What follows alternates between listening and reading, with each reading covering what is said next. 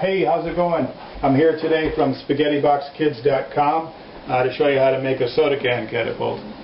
So it's really easy to put together. You don't need any power tools, just a few basic things from around the house, and I'll tell you what those are as we go along. So to start with, you need two 12-ounce soda cans. They need to be unopened, and just place your cans in this position like so.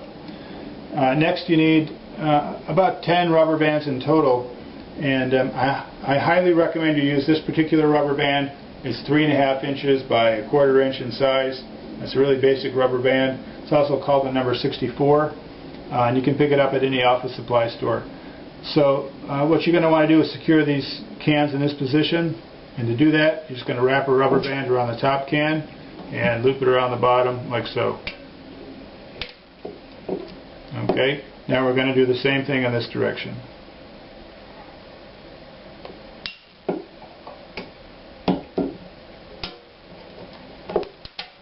Okay, now we're just going to repeat that procedure with 2 more rubber bands. Again, one in this direction, one in this direction.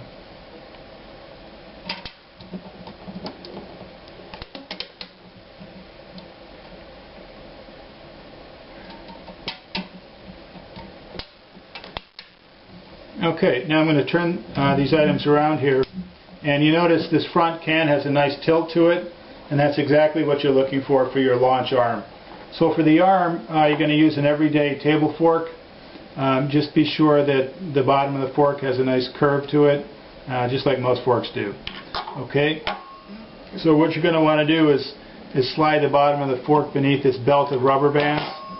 Okay, and to do that you just need to gather these up together and just lift them up. So the bottom of your fork just goes right beneath that belt of rubber bands. Okay, next you're going to need to roll these rubber bands and move this fork to the upper portion of this can.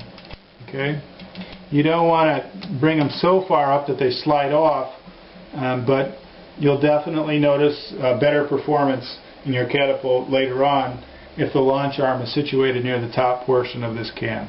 Okay, next we're going to improve the tension of the arm with 2 more rubber bands, just like so. You're going to slide the rubber band between the last 2 prongs of the fork, just wrap it around the bottom can like so. Now you're going to do the same thing on the other side. Okay, now it's starting to look like a catapult. Got nice tension on the launch arm, and but you do need a launch cup. So for a launch cup, there's some different things you could use. What I recommend is a plastic cap from a 2-liter plastic bottle. It's lightweight, it's just the right size, and it's easy to attach. So you're going to want to attach it about right here on your launch arm. Just be sure you leave enough room at the tip for your finger for when you launch the catapult later on. So to attach the cup, you're going to use just everyday masking tape, and you just insert the masking tape inside the cup like so, and then just place your cup where you want it on the launch arm, and just wrap these 2 items together about 5 or 6 times. Just be sure each time when you come across the top of the cup that you press the tape inside the cup, so that later on you have enough room here for launch items. Okay, and once you've wrapped this a good 5 or 6 times, then just firmly press these 2 items together, and you'll have a nice secure launch cup on your arm. Okay, in the interest of time, I've already taped a launch cup, so we can save some time here, and I'm just going to slide this onto the launch arm and just press this together. Now this probably isn't going to be as secure as it would have been if we freshly taped this, but it's what we're going to go with in the interest of time. Okay, so we're almost finished up here. One challenge to your catapult now is that the release point is going to be too far forward, so you're going to be shooting a lot of line drives and ground balls. So the best way to remedy that is to produce a stopper here beneath the bottom of the launch arm, and that'll change the release point so that you get a nice rainbow arc when you're launching things. So one thing you could do here is place a cork on the bottom of the prongs of your fork. An even easier method is to use two pencils rubber banded together.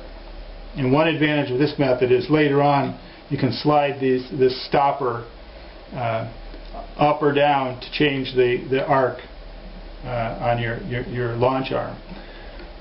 And a 45-degree angle is an optimal arc, and that'll give you an optimal distance every time you launch something.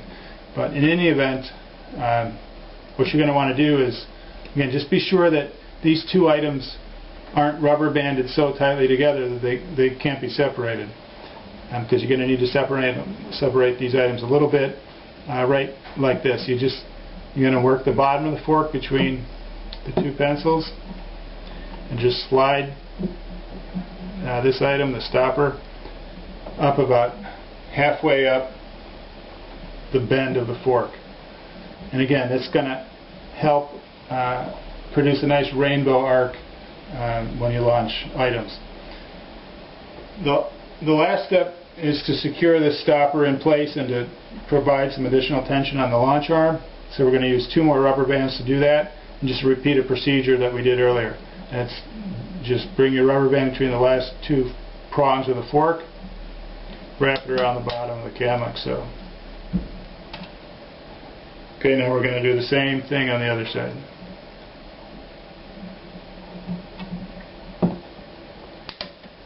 Okay, and that's it there. So again, later on you can adjust this stopper to an optimal position, but your catapult's finished up here.